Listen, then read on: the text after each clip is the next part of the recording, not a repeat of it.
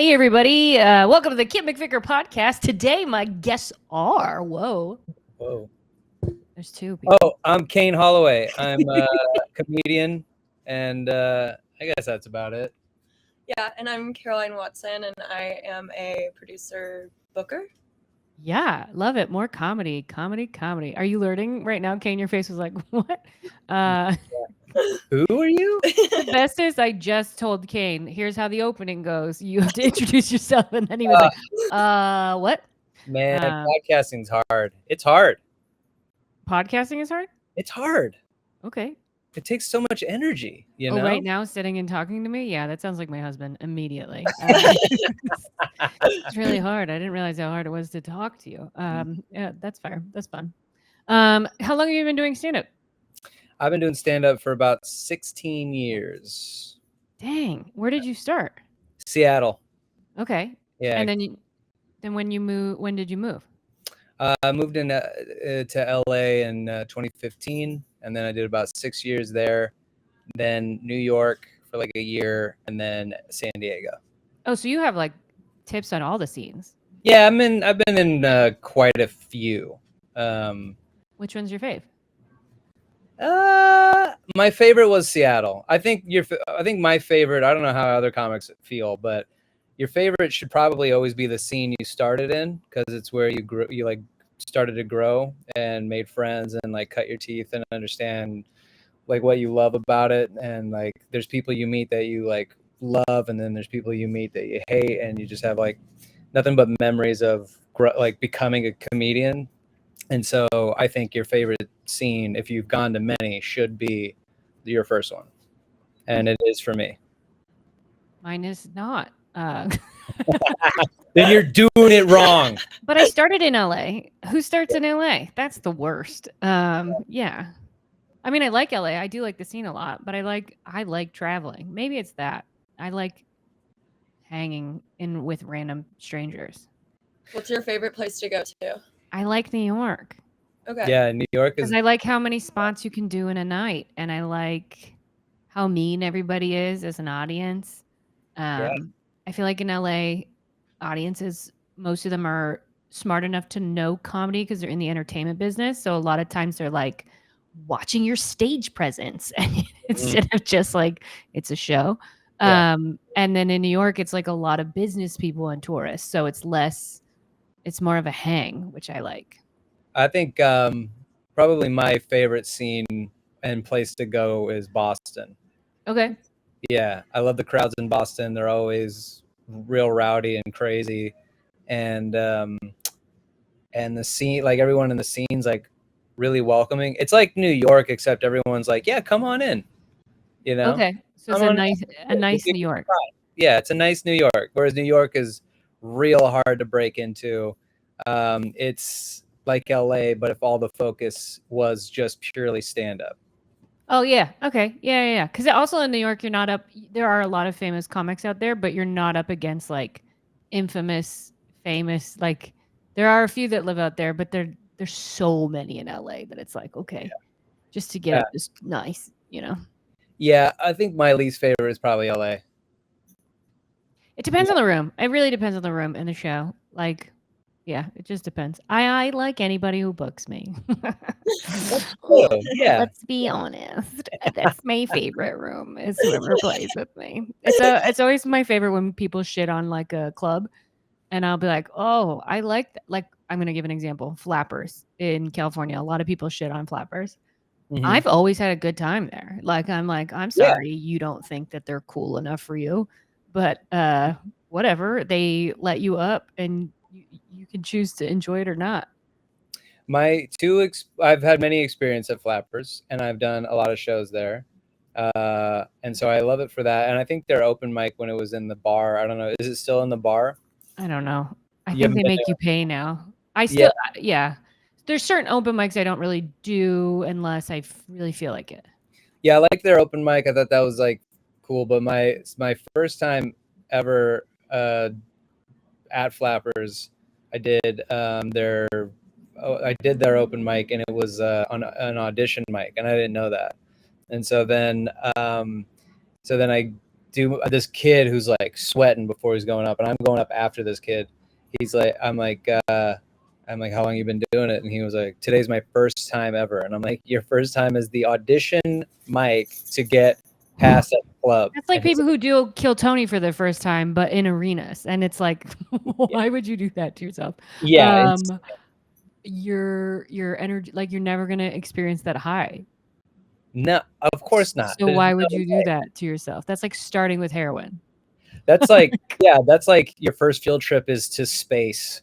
Yeah, and But then then you're the like, zoo sucks. I was thinking the zoo. We were on the same writing. We Right there do we write go. similar. Yeah, Kane's great at giving tags. Please message him if you want a tag. Wait, do you still run that show? You run a show about tags. Yeah, well, I'm trying to find a little home for it right now. Cool. I take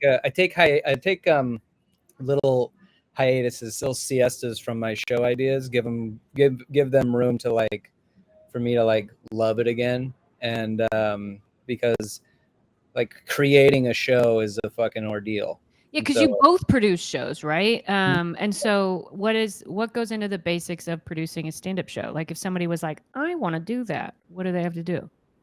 We always say that it's a lot of moving of chairs, honestly. Mhm. If you can move a chair, then you can set up a comedy show. You definitely need to know how to open a folding chair. Yeah. Yeah, and you also got to know how to close it. That's actually the hardest part. It's closing the chair to Yeah, move it to because the they're next show. sticky. They're sticky and they're stinky, and I think wanting to produce a show, like getting to that point is actually pretty easy. Like going to a venue, pitching them the idea of a show, telling them you'll do. I don't even think people know how to do that much though. Like I do, like people are like, I want to do a show, and then they'll go straight to like the store, and they'll be like, no. Yeah, It's like, well, wait, whoa. Have you ever done a show anywhere that you self-produce? Like, let's take a few steps back. pitching Again, pitching a show to a club or just like a venue itself. I don't know. I would give yourself some time and stand up first. It's easier to do somewhere like a coffee shop or like a bar or something. I think like bar shows, if you've never produced, are like great ways to like start getting into production, because those are like going to be the hardest shows anyways for like to like set up and ensure that your audience is like engaged in the actual comedy. right. Yeah. And then at least the bar likes it because they're getting more money. There's no 2-item minimum, which you guys both run independent shows that do really well. Do you think that the market is changing because you don't have to do 2-item minimums at most independent shows now? So it's like, oh, if this is the fee, this is the fee. Yeah, this is it's like it's essentially you kind of you have to trick a person's brain. So instead of having sales tax, you lump the sales tax into the full price. So people are like, oh, it costs $50. But if once you itemize something, you like show the breakdown of how much they're paying, then people are like, well, I don't want that. But if you just show them the whole lump sum, they're like, oh yeah, that's a pretty fair deal. And so you up the ticket price to cancel out that 2-item minimum. How do you feel about like comics shit in the bed then with a $50 tag? Like, do you know what I mean? Like, I guess we'll go back to the beginning of producing, right? Do you just put your friends on, or do you try to do good comics? Oh, always good comics. Most of my friends, the thing I love about comedy, and I was talking to a comic about this last night at a show. I was like, the thing that I've always loved, because I moved around a lot as a kid. I was in a lot of different school districts, and I had a lot of different groups of friends. And the first time I moved, it broke my heart. Then the second time I moved, it was less sad, but still sad. And then after like the fourth or fifth time, I got used to always going somewhere new and collecting a new group of friends. And so then comedy became very attractive to me because I'm kind of used to bouncing and restarting. And so the thing I like about comics and comedy is that like you and I are good friends, Kim, and then you and I really only ever see each other at shows. Yeah. You I live would in hang out LA. with you though. I would. Yeah, we would if I'm just I said busy. come kick You're in, play busy. Yeah. pickleball, Yeah. let's fucking we'd play pickleball. But more often than not, I'm just gonna see you at the show, and then you and I could move to a different state, not see you for months, come back, be on a show, and it's as if I saw you yesterday. Right. Yeah, that's very true. You know, that's what I like about it. And so my friends are comics who work. So then I make friends with comics who like are funny, I trust to do well on this show. And then I'm always about guest spots too. Like if I have a big show, because that's how I started to get better is I got out of the open mic scene is I just started asking clubs if I could do very shamelessly. I went and asked, can I do Did the same thing. Yeah, you do Yeah. guest spots. That's what I told a bunch of younger comics out here in the San Diego scene. They're like complaining about not getting spots, and they're also complaining about losing spots to women. And you have to lose. Oh, okay. Let's fight. Yeah.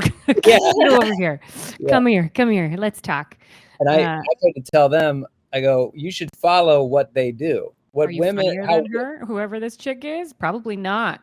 Well, if you do what a woman in this scene has to do, because I've talked about this a million times. You guys walk into every club or show in any situation having to prove yourself more than the men. Men usually automatically get the benefit of the doubt that they're probably going to be good, so the spot will go to them. But the tide has turned, and so people want more diverse lineups. Yeah. And so they're like, so then the guys are like, well, I'm not getting spots because women, they need more women, and so I'm not getting a spot. And I'm like, you know what that woman also did? She went and asked for the spot. She didn't just get it. She had to walk in the room, tell everyone she's a comic, then she had to go up there and prove herself, and she has to do that every single time. She has to do that every time. And you're just sitting here sulking. So yeah, I think if you're just starting guest spots, like you're going to lose a little bit of money, go travel somewhere outside of your network and do comedy where your friends are not. Because then that's a real audience to see if your jokes are actually funny. Yeah. Oh, for sure. Because a lot of people just do it in front of their little core group. And then it's like, oh, that's inside baseball. I don't understand anything you're talking about. Yeah. Yeah, and there's like something really powerful about having like a killer cold open 5. Like if you have a killer cold open 5, I'm putting you like on anything whenever you want, as long as you're, high energy and everything. That's like such a great way to get so much time, I feel like. Also, if you have a clean 5, which I am working on, but what a nightmare. Keep trying. How are you gonna clean up that joke? Every joke, everything says pussy. I love the word pussy. I have so many jokes about pussy right now, and I was like, well, what's another word for it? It's not funny without the word pussy. No. I've been writing jokes that don't have bad words. They're okay. On purpose? Fucking yes, on purpose, because there's a network that's trying to put me on some show, which would be lovely, and I will do it. But I will not like it the whole time. Just know I'm always saying fuck in between each word. Fucking pussy is up here. Fuck is in between every word. Hosers. Yeah, I should just do different. Like that's a bad word in Canada. I bet you Americans don't know that. So maybe if I just like replace my bad words with different countries' bad words. What does hoser mean? I honestly don't really know. It's just a word I grew up saying. It's like, fucker. You listen, you hoser. Yeah. All right. That's crazy. But you wouldn't think that's a bad word. I could Google it, but I'll do it eventually. Who has the time? And it's also an old reference of a bad word. Maybe it just go back to old words like PETA. That used to be a bad word. What's PETA? Pain in the ass. PETA? Yeah, old women used to be like, listen, you PETA. Is that even how you spell pain in the ass? Yeah. I had to check my brain. Yeah. PETA. Yeah. Okay. No, I don't like it. I don't like PETA. Yeah, it's not dirty. Yeah, it's not dirty. It's not dirty. It doesn't feel for me. What I like about hanging out with you is we always break into some weird Italian accent whenever we're hanging out. Yesterday I was trying to do some accent all day, and my husband says I'm the worst at them, and I am. But I enjoy doing it, especially when it annoys him. Oh, it's fun. Yeah, accents are the best. Do an accent. No, see, I hate when you do this. Which means it's all the time. I love it. Do you feel that so going from comic to booker, people started treating you differently? Yeah. I mean, people started treating me differently once they found out, one, how old I am and how long I've been doing it. then comics are like, oh, okay. And then when you become a booker, then they're like, yeah, let me, Mr. Holloway. And it's like it's weird to like be the old guy in the scene. I just like always felt like the young buck, and now I'm the old guy in the scene. So it's a weird transition for me. But yeah, comics will send me messages, and I've sent those messages, and I still send those messages, and I'm always like, number one, I'm probably not going to get back to you right away, and so don't take it personally. I just see a lot of them, and so if I don't get back to you, I will eventually. You gotta just keep trying. What's the worst message you guys have gotten? Yo, put me on the show. I'm in town. My mom thinks I'm funny. Actually, I'd put that person on. Yeah. Actually, that's how you get guest spots on my show. Yeah. My mom told me to call you.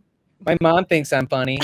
I have a voicemail of her saying you should put me on her show. Now that actually would be a good pitch if you had your mom, like a mom, just being like, my kid should be on the show.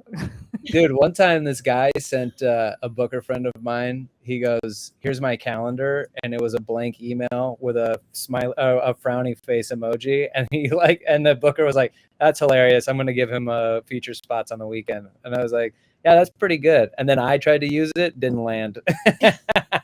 Timing matters. Yeah. I stole that guy's joke. That's why it didn't land. I know, because it wasn't original. It wasn't an original thought. The worst I've ever seen, I've never gotten any bad messages. It's mostly just people being like, "Hey, I'm coming to town. Do you have spots? Blah, blah, blah." And then I go, "Yeah, here's some. No, I don't. Whatever." But the worst one I've ever seen, and it's my favorite, and it was early on, and it informed how I approach everyone always. This guy came from, I think he was like from Atlanta, to a show that ran every Tuesday, and it sold out. This was in Seattle. It ran weekly on Tuesday, sold out every time. And the reason was for my buddy Ralph Porter, one of the best hosts of all time. And he ran a show like how Canada does, where it's like you're there to see the host, and then the host kind of shows you who his comic friends are, who he thinks are funny.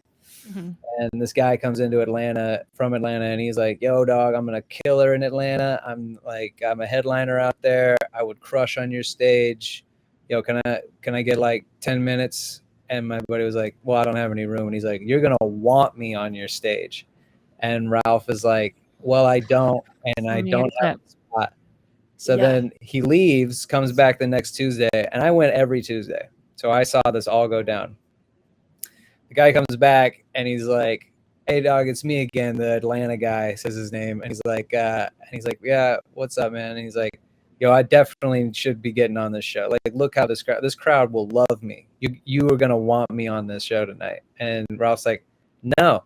The guy kept coming back every week until finally he humbled himself, and he was like, "Can I please have at least 5 minutes on your show, please?"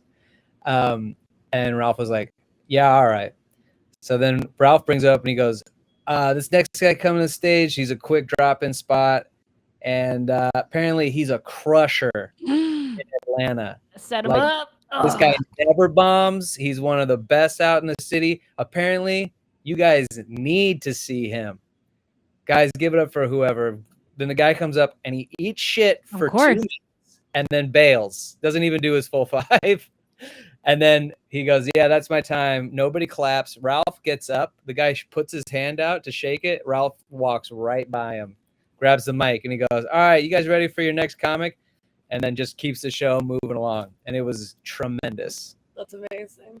That is fun. Yeah. I like that. I had a guy last night. I ran a show last night, and I had a local guy down here. He's like a open micer. And he goes, "Can I get 5 minutes? What's the percentage I can get 5 minutes at the end?"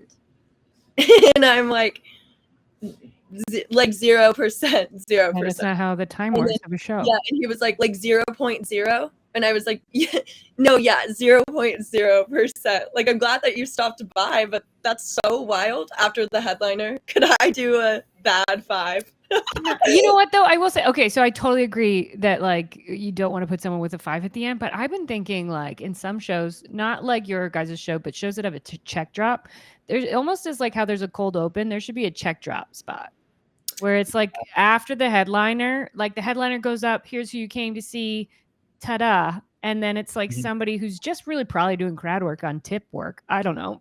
But like somebody who's like being like, oh, okay.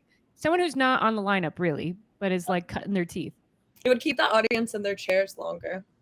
And then they would pay their bill then instead of during the headliner. I do. Yeah. I mean, that's a weird way to do it, but there's nothing worse than being up there for 30 minutes killing, and then all of a sudden everyone's focus is shifted to the check, and your next 15 minutes is you begging them to pay attention.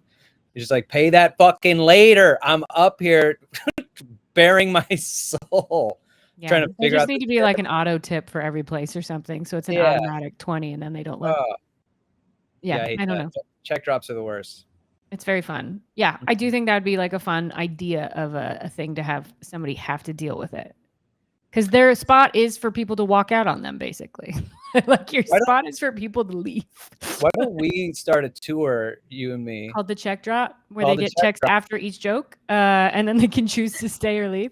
Instead of us selling us, you and me, like co-headlining or whatever, instead we go, hey man, we'll do the check drop.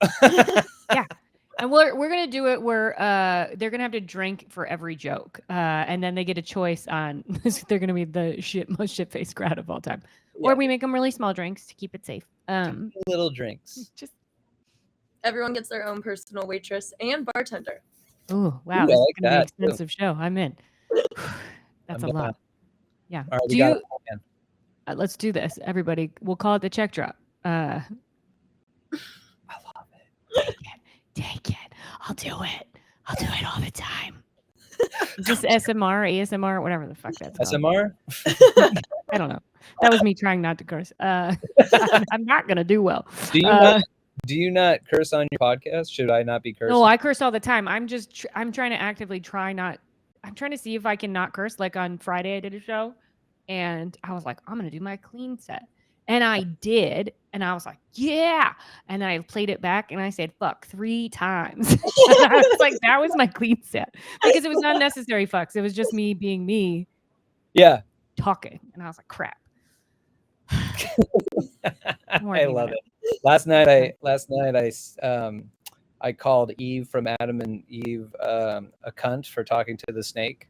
And then the crowd was like, oh. And so I said, all right, you're right. Calling Eve from the Bible a cunt was too hard. So let's pretend I didn't say that. But I am going to use cunt later in the set. I'm going to bring it back. So some will be a cunt, but and then I did, and it was fun. That was the most fun, was me figuring out where in my set I was going to throw cunt back at him. That's good. I think we should do that for the check drop. It should be, hey, here's the punchline for a joke later. Yeah. This is the punchline. See if you can guess which joke. Guess the punchline? Is this show just a pitch festival? Yeah, let's go. Guess the punchline. You know what?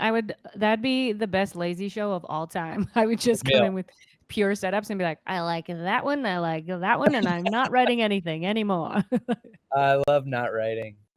It's such a pain. I like writing on stage. I try not to, but I like doing it the most. Caroline hates people who write on stage. Oh my god, I hate it. Anyone who's like ever like, I don't really like, what should I do like to get my writing better? And not that I really know, because I don't ever get up there, but I'm always like, I think like if you write down word for word what you're saying, I do want to get it how I like it. Yeah, that will like help you, because that's like you're able to like see where things don't exactly make sense. Yeah, yes. The reason that I write on stage, and it depends on so I guess the thing is like comics, so they're doing it at a show that people are paying to be at. Right. No. Those are your like small dive bar, or if you're headlining and you have an hour, you can do like a 5-minute tester. Like that's fine. But if you're only doing 5, then no. Just do good. also been in the industry longer than probably any of the people who I'm like kind of referring to. Right. Well, and it's also like I know that the joke's gonna work. I just don't know how it's gonna work yet. And the audience is gonna help me, and we're gonna talk. And I'll tell them too. I'll be like, "Oh, you guys have been great. I have some half ideas. Are you cool with it?" And they'll be like, "Yeah." And they're like, "Great. Here we go."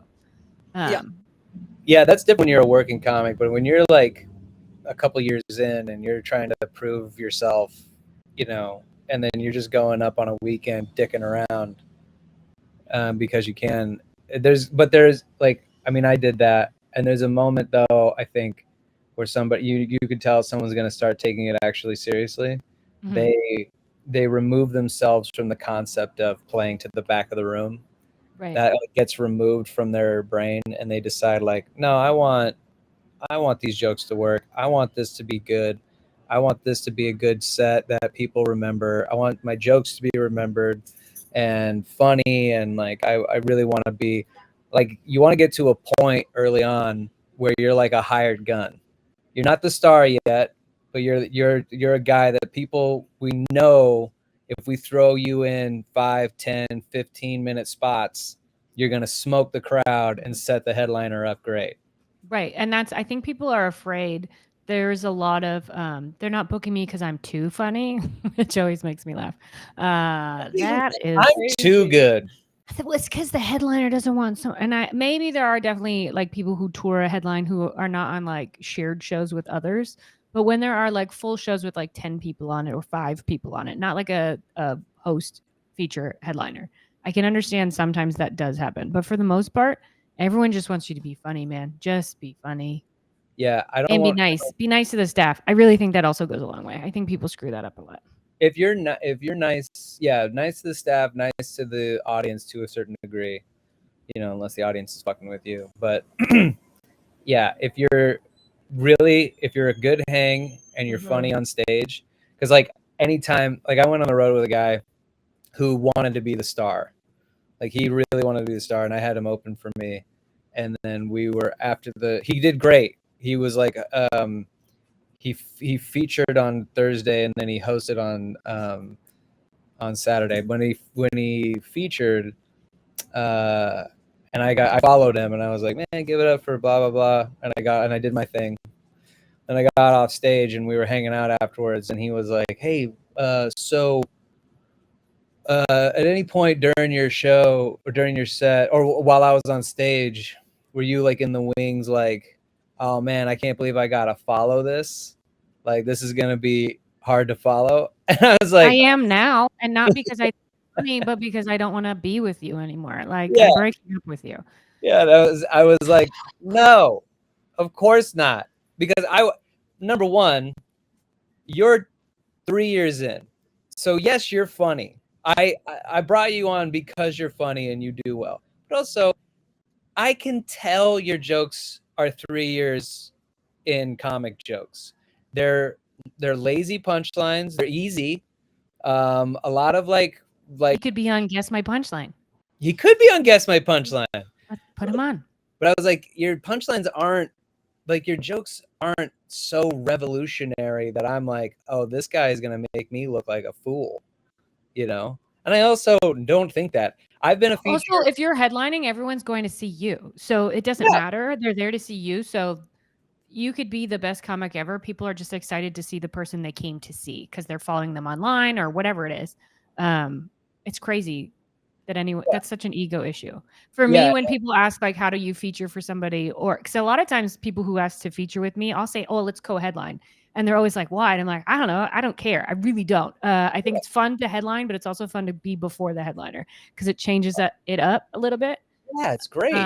But they'll be like, how do I go with you? And I'll be like, oh, you have to get your own room. That's the only thing, because I am not sharing a bedroom with anybody. Like, that's my only and most clubs don't give you 2 rooms. So you can either have we'll make decisions, but realistically, that's my only. I also don't I drink, but I don't like people who are crazy alcoholics to be with. This is just personal choices because I don't want to be up all night with somebody.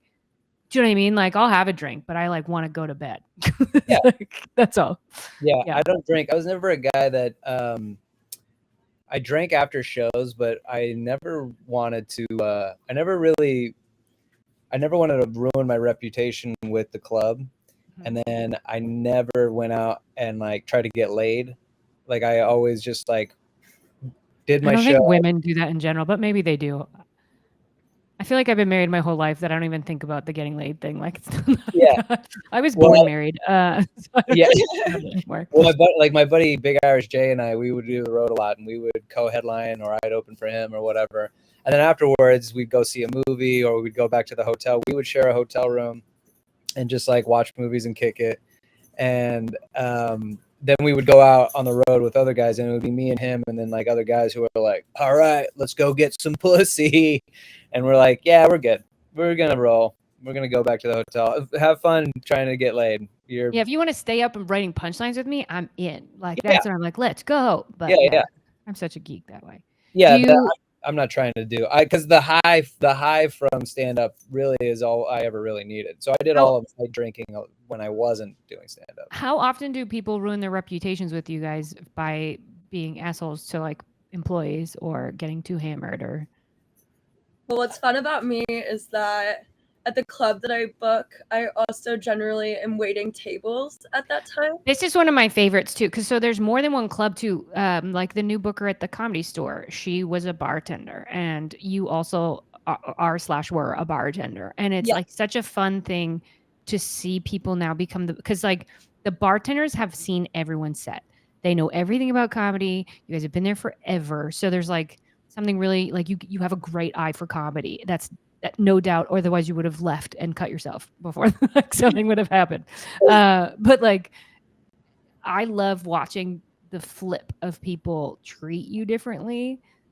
Like the week that it happened, I was like, is everyone now being nice? You shitty tipper. like just like, oh, what a fun thing. It is really fun. Like I had an interaction the other day, and when I'm working the show, I have a bartender at the time, and so a lot of people go to the bartender to be like, "Can I get 5?"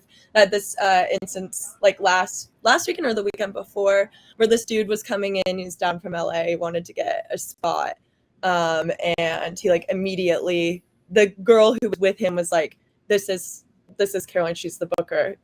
You have to ask her." And he immediately went to the bartender and was like, "How do I get 5 on the show?" And the girl was like, "No, this is Karoline. This is how you," and he was like, "Her?" And I watched like the whole thing go down. And then I'm like, I don't know if I want to even give you 5 now. That's so crazy. Yeah. He did well, but yeah, but you still don't want it. So there's also that, like, you could be really funny. There's a lot of people who are really funny. If you're an asshole, that's going to take you out of it. You have to be like undeniably funny to be a little bit of an asshole. like yeah. And even then, it's like there's so many funny people. Yeah, it's like the hot girl that treats you like shit because she knows she's hot. It's like, oh, I don't have space or time to entertain this. There's no way you're interesting. And in the same way, this is the bit I'm writing that's clean, by the way. It's about aging 7s, which is what I consider myself. And then I talk about aging 10s and aging 5s and how it's aging 7s, like the one where you get to choose. But yeah. Great, dude. But yeah. all hard. Yeah. Like there's a comic out here, man. I watched him crush on a show. Like he absolutely crushed. And then I was like, all right. So then I'm like talking to him afterwards, and he would not stop sucking his own dick. The whole time we're talking, it's like, yeah, I did this, and I'm about to be on this, and I'm going to go on tour, and blah, blah, blah, yada, yada, yada. And he's like, I'm the man, and you know whose ass I could kick? And he started naming all these comics that I'm friends with. Yeah, I could beat him up and him. And I was like, what the fuck? And I was like, you can kill on stage and then be a complete douchebag off stage. And yeah, hire someone to listen to you then. If you have that. If you're really funny and you're a douchebag, hire someone to listen to you. Probably your video person. Yeah. Oh, which he had a video guy, did all his videos, and oh god, I was just like, I was like, oh man, I wanted to like you. I wanted to like you. Mm-hmm. And then this happened again, but it was this woman she was 69, started doing comedy, and she's been in comedy for like 7 months. Oh, okay. So we're all in this show together. She's there as a favor too. And now I gotta say, if she ends up hearing this because we follow each other. She was lovely. She was lovely. But you're new, and it doesn't mean you're not funny. You're just new. Yeah, you're just new, and you'll always get better, hopefully. you will get better. However, the whole time we're in there, I'm gonna tag her in this. the whole time we're in there, she wouldn't stop talking about all the cool shit she's doing. She's filming a special. She's 7 months in. Yeah, she's like this savant. Oh my God, I've heard this so much. Please stop doing it. Everybody stop. Don't do that. Yeah. So then she was like talking up all these things that are happening because of her set that she came up with 7 months ago that she, I guess, hasn't changed at all. and so when it's her turn, my buddy Short Jake, I was in the back with him. And when she walks on stage, I lean over to him and I go, "This better blow my fucking mind." And it was fine. She did. I'm 69. Ha ha ha ha ha. She did exactly that. Insert joke. Yep. Yeah. She did that. She did a 69 joke, and it was the one that not she gonna work when she's 70. Maybe clip that one. You can video that one. But that one's done. Yeah, it was just like the moment you start talking about how great you are, and we haven't seen you yet. Even if we have. Don't. Yeah, both. It's because you need to boost your own ego. It's like there's some actor thing that actors do. I've had actors on here who do this, like it's I forget what it's called. I think it's like an Eric Morris process where it's like you tell yourself how good you are before you go into the audition when you're nervous. So it's like I'm the best, like all these like affirmations that you tell yourself. And there's probably comics who do that, but don't do that out loud. So don't do that in your car if you have to do that. Yeah, put that in your notes app because we don't want to hear it. Yeah, no. Or call your mom. It sounds like all these people need parents. Yeah, that's all. Therapists. How hard is it to like sell out a show? Because I feel like that's the hardest part, right? Like, so producing is relatively, I mean, it's difficult now. You got to find the right venue and good comics. Okay, but let's say you have that, no problem. Then it's getting butts in the seat, and that's a whole nother game. It's a whole other thing, I think. Is it email lists? Is it ads? What are you guys doing when you first start a show? I mean, now you guys have like a base, so it's a little easier. I'm a big advocate of papering. I think like in the community, it actually works better than like what people think. They say like, what is it? It's like at the third interaction, the person's more likely to buy whatever. And so I think like you're just trying to like create those connections as much as you possibly can. So Instagram is huge. I don't run any ads. I don't think that they're like very beneficial. I think a lot of times you're like working against the algorithm, which is like, who knows, you know? And a lot of times like you'll have a lot of comics following you on Instagram. So your ads are just being pushed out to other comics who aren't buy tickets. Or just like, oh, wow, you have a show, and they like it, but they're not going to do anything. Right. So I felt like papering works really good. And then we do a lot of networking type stuff and like pairing up with different type of like people who have like established events already running. Like you do that a lot. Yeah. I will go and I will pitch a collab. Like I'll bring my show to your thing. Kind of like I'll cut this if it's not allowed. Like the Don't Tell one that you do with the like sex questions. Yeah. The Going Dutch, Don't Tell, Going Dutch, and because Going Dutch was yours, then I guess. Yeah. I did Going Dutch with Yellow Door, with PB Backyard. I had it at Mic Drop. You know, I kind of like I had this idea, and I just would pitch it to these different venues, and then I was like, oh, maybe because it's a dating kind of relationship show, so I started to go to these like live dating events and then pitch the show idea to them. And then the show itself kind of, you know, it takes on a life of its own, and people are like, oh, this concept is cool, I like it, when's the next one? And then it's like, and it's you want to go, yeah, soon, it's going to be soon, you want to run this monthly show, but then you're like, oh my god, I got to do that all over again. I got to find another venue, another dating thing. I got to book all my comics, and then I got to do the papering, and I got to do all the promotion, and I got to do, and then it's a job, everybody, and that's why people who produce make more than the comics a lot of times. Get over yourself. Yeah, and also Sorry, just like when people are like, "Do you know how much money they're making if you do the head count?" And it's like, "Yeah, did you do anything but talk for 10 minutes?" Like, what Yeah. did you Yeah. do? It's nice to roll in. It's nice to roll in as a comic and just do your time. Yeah. Like the amount of chairs I set up is now it's countless. There's no possible way. You're very good at puzzles now. I am good at puzzles. She's great at puzzles. She actually comes to some of my venues I've been working for a while and sets it up differently, like because in her mind she goes, well, the stage is going to be here, right? And I had it in a completely different zone, and it looks way better. Cool. Like what she did was like way better, and I was like, oh my god, I'm so. It's like it's when you're writing you have a setup and You have a setup, and then the person tells you to say puff grabby, and then you say yes, puff inside grabby, exactly. But you've been like pounding the fucking walls. Just speaking of which, if anyone has a VHS converter, please message me and send it to me. I definitely have footage of Puff Daddy saying some really bad things, and I just have them on VHS tapes that I need to convert just for fun. That's great. You can make them so Call much me. off of that. It's not even about the money. It's about me being honest, being like, this joke is real. is this the set you're doing for that clean show? Yeah. That's what I sent them. I was like, okay. They found me. Okay. So first of all, so don't get mad at me. You found me. Okay. I didn't call you. You called me. You know what I do. I'm not that dirty. I just like saying fucking pussy. I know. I don't even need them. I just, and you're not I do. I need it.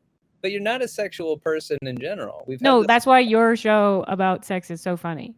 That's what makes doing it with you so fun, because you'll be confused with some of the terminology. Yeah, so the show that he runs, Going Dutch, is a show where there's like a sexologist or somebody who knows about sex, and then the comics get up and they kind of answer sex questions, and all the other comics. The first time you asked me to do it, I told my husband, I was like, I can't do this. And he was like, just be you. And I was like, okay, I'm not going to know anything. Like, it's going to be like a fourth grader there. And then it turned out to be really fun because it was like, yeah, I didn't know what an Eiffel Tower was. What? That's so crazy. I know. I just don't know the words. That was my favorite. He was like, is Eiffel Tower a sex position? And I couldn't be more confused by a question in my whole life. I'm sure everything is a position. It could have been a Pilates move. I don't know. It's not, and it's not. I know now. That Eiffel Tower today, this morning in my yoga class. Yeah. That's an OnlyFans ready to go. You will do stand up sometime. This one? Yeah. No. I pitched her the concept of going up and doing the rules at one of my shows, and she started sweating. Oh, okay. That's legitimately started sweating. She had to change shirts. I think it's good to be out of it and booking, because then it's like an objective thing too. Because you could have honest conversations with your friends, being like, "You're better than that." Like, what are you doing? Yeah, no, I so agree. I think it like gives me a different perspective, and then you have nothing to offer me. Yeah, exactly. No one's trying to get, you can't give me a spot for you a spot, which is which is I think destroys the comedy industry. The spot trading. Yeah, because then it's the same audience. You're actually not growing anything. No, you're circle jerking. Yeah, and it's a lazy way to get. It really is just like a lazy way to get time. And there's like a conversation you need to have with yourself. You're like, do I quit or try to get better? And that's a conversation I think every comic should realistically have, and not in a self-pitying way. Because there's a lot of comics, and I've fallen victim to this in my early days, and not so much now. Now I haven't thought about quitting, or like had this like thing with myself where I'm like, well, this is over and I have nothing to offer it anymore or whatever. But like in your early days, it's just like this self-pitying thing where you're like, comedy. I mean, it depends. I thought about quitting maybe last year or 6 months ago, and my husband was like, what? Yeah. He was like, what would you do? Would you just be at home? And I was like, yeah. And he was like, no, you can't quit. But he was like, really, what would you do? I was like, well, I'd go to like an open mic. And he's like, that's not quitting. That's just changing your perspective. Yeah. Oh, And fine. that's the thing. There's a couple comics that I've run into who did what I was doing, but in my head. I never did this out loud, but I would do this thing where I'm like, oh man, like obviously comedy needs me, but it's like killing me, bro. And I'm not proud of this. That's okay. And I'm so clipping it. I'm kidding. it's gross. It's a real gross trait that people can get into where, and it's like I was only in it for like 3 years, and I was like, oh man, like maybe I should quit because it's just like maybe it's not going to happen for me or whatever. And it's just like I'm 3 years in. Relax, just keep going. It's also, what is your goal in comedy? I think people need to be a little clearer with themselves with their goals. Like, is it to pay your bill? Like mine is to pay my bills through comedy. Great, achieved. Now my next goal, to buy a house on comedy. And when I say a house, I mean a Los Angeles house. I mean $1 million. Like that's the next. Like, nah, I want a house. See, that's you not and renting, not renting. me and you have the same goals because I now pay my bills through comedy. Right. And so my next goal is like bigger place, nicer car, but like not something too extravagant. I just want to be a homeowner again. I was at one point. It was awesome. I mean, I could be if I didn't live where I live. True. And I also could be if I didn't live where I lived. Yeah, exactly. But yeah, I think if you really do delude the comedy scene if you spot trade because no one else trusts you to be on their show. Like you have to bribe people to be on your show. You're essentially a dirty cop. So at that point, you're like, just look at your act and go, is this good enough to rework? Like, should I try to make this act funnier, drop it, write some new shit, try to like be better and funnier? Or should I quit realistically? Maybe I'm just not good at this. Also, it's okay to quit. I've said that before. It's okay. It's very okay to quit. It's okay to be a comedy fan. Yeah. You can still be in comedy and do a different part of it, or you can not do any of it. Like you can learn knitting. Yeah, knit me a little onesie. Yeah, knit me a mic scarf. A scarf for my mic. knit me one of those one of those long knit me a jacket. Okay. With my name on it. Ooh, I don't know how to knit. But if I ever quit, that's what I'm gonna learn. Hi, I'm Kim. I quit. Now I knit. Ooh, and that's the brand right there. Commercial. Yeah. Yeah. Do you guys have any last minute advice for anybody? Mostly this episode is geared towards comics, so probably comics, but life lessons are also cool. Do you have life advice? No life advice. No need for real life advice. No one has that. I would say don't let your dog drink the seawater because you'll be like $3,000 out the door, dog, and your dog will die. Oh. Our dog almost died from seawater. Like years ago. She almost died, and I can't stop thinking about it. She was so skinny. It was really sad. It was scary. But she's okay. Yeah, now she's a fat little roll. She's not that fat, but she's cute and she's not sick anymore. She's allergic to corn. Get a dog. Here's my advice. Get a dog who's not allergic to stuff and knows not to drink seawater. So ask it when you are at the pound. Yeah, ask it what it likes. And then put your head to its head and try to read its mind. So, you into water? What kind of water? So you like seawater? I got 2 cups of water here. One's seawater and one's regular water. Which one you gonna pick? And they look the exact same. Don't worry. If you die, you're already in a place that'll fix you. Yeah, you're in the vet right now. Or make them both the same, and it's a trick, so then you don't. Or kill the dog. you get seawater that's salt water, and then you get regular water, and you put salt in that, and then they go, it's both seawater, and you go, got you, you dumb dog. Well, I would have taken that dog as the smartest dog. I would be like, whoa, that dog's smart. That would have been sick.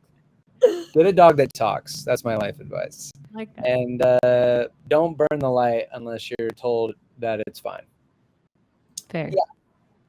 Don't burn the light, and whatever position that you think you have in comedy, you probably don't, so you should take it down a couple notches. Yeah. Yeah, and just be cool. All right, be cool. Be a normal person. Be a normal, regular person. Don't come at me telling me how cool and funny you are. I don't care. I don't care. Let me figure that out.